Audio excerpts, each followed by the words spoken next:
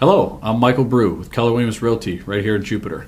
Welcome to our show, Michael Brue Unplugged. We're going to be talking about things that I'm passionate about, and I'm going to just share it openly, directly, and give it to you with the truth. Our first guest is going to be Tina Lovant. She's an animal activist, avid photographer. She's going to be coming aboard to talk about rescue, and specifically pit bull terriers and American bulldogs, and breed-specific legislation. Now, our second guest is Dylan Snyder with Keller Williams Realty in Jupiter, and we're going to talk about high-end real estate and what the state of the market looks like right now. Stay tuned. We'll be right back.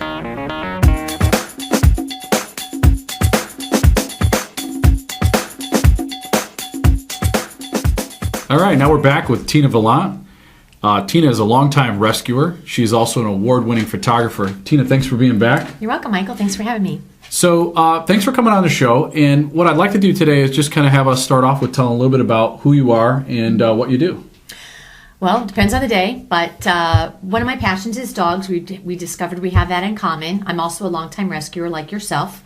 I know you telling me that you have pit bulls and Amstaff and into the bully breeds. Yep. As a photographer and with dog events, I run into these breeds quite often, and I'm very involved with the Miami Coalition Against Breed-Specific Legislation. And I pulled up some little interesting facts from their site today.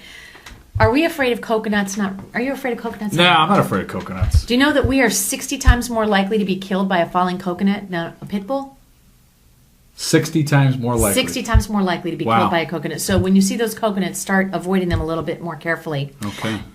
Children are 16 times more likely to die of drowning in a 5-gallon bucket of water than being killed by a pit bull.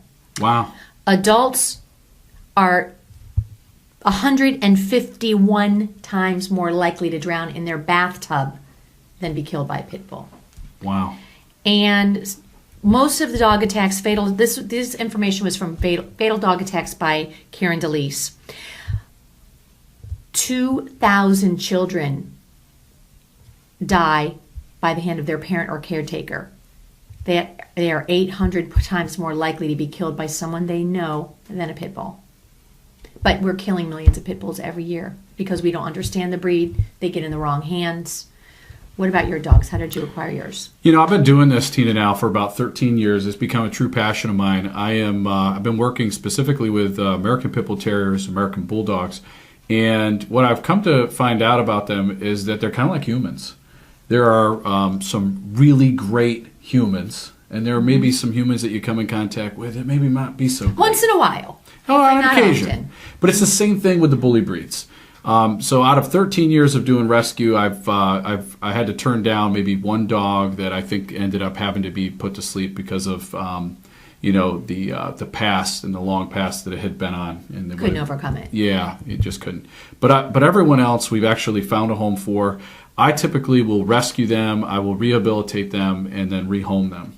So what I find is that it's all in the training, and it's how you really train the dog, and it's the environment that you give it. Currently, right now, I have 2 American Pit Bull Terriers. I have 2 small children, and the 2 small children and our pit bulls cohabitate. They live inside the home. As a matter of fact, my dogs don't eat unless my kids feed them. And I think it's all about how you train them and what you do in the environment of the home. But I think also from a parent standpoint, it's so important for us to educate our children how to be safe around any dog, not just a bully breed or a power breed. A lot of times with those dogs, they get in the wrong hands because it's a guy that is not very confident, so he wants that dog to feel more cool and more masculine, and it's in the wrong hands. The dog isn't socialized properly, it's not trained properly. They go to the dog park only on the weekend because the dog's been pent up all week, and you've got a disaster waiting to happen. Just as any dog that's confined or tethered, worst of all, where they're frustrated all the time. Just like us. If I know in hurricane season, if we get locked in for a few days, I'm crawling the walls in the first 24 hours. 12 hours you feel fine and safe. 24 hours I'm ready to go out and play in whatever weather it is. And a dog is the same thing. We've got to have that socialization and that outlet for their energy and their exercise. Well, it's a great analogy. And you know, most working dogs were designed to do something. They were actually originally bred for that job. I have herding dogs. And some of the happiest dogs are the dogs that you would give them an outlet so that they can work in some capacity. And I understand that we all don't live on farms anymore, so it's not like we can just go out and let them farm and pasture and tend to the cows. But we can find other outlets that will be very constructive. And I think it's all about the energy. Energy plays a big part in not only our bully breeds, but probably with all breeds in rescue. Well, there's agility, rallyo, obedience, dog events, all kinds of training things you can do. Just taking your dog out for a long walk every day, especially when he or she's been in the house all day. Yeah, that's fantastic. So you had asked what have been some of my experiences along this past 13 years. Well, one of the things that I'd like to just educate more people about, and hopefully this will reach some of our leaders out there, because it's a real big passion of mine. We have this new thing called breed-specific legislation, and it is there is absolutely no logic that it's applied to breed-specific legislation in any way. So what I'd like to do is just educate the people, and then maybe somebody somewhere will have some influence in our leadership and government to maybe put better boundaries and restrictions in place on breeding, maybe some better boundaries in place for all dog homes as far as barriers. Could be front yard barriers, backyard barriers. We're very conscious of having our bully breeds because in essence, bully breeds to me are like the gladiators of the canine world. Right. So they are power dogs, and I think with any dog, you should have the right barriers in place, and you should have the right handling in place. I'd like to see more of that because it's logic-based and it would certainly actually have impact. I don't think that the number of challenges or attacks or things that have happened have actually been any less because we have breed-specific legislation. And typically, people are going to own whatever kind of breed of dog they want. But they try all new kinds of ways to get around that breed-specific legislation. So that's one of my new passions, and I'd like to educate on that. Have you had any experience or anything that you could share with us? A lot with Dade County and Miami. I mean, we just had Pet Expo down there over the weekend, and if you could not have attended with your bully breed, you could not bring that breed into that county. It can be confiscated for you and put to death. Family pets, therapy dogs, service dogs are losing their lives because either the shelter worker is uneducated about how to properly identify them. They're confusing a boxer or a mastiff or something. Oh, it looks like a bully breed. Oh, it must be dangerous. And it's not.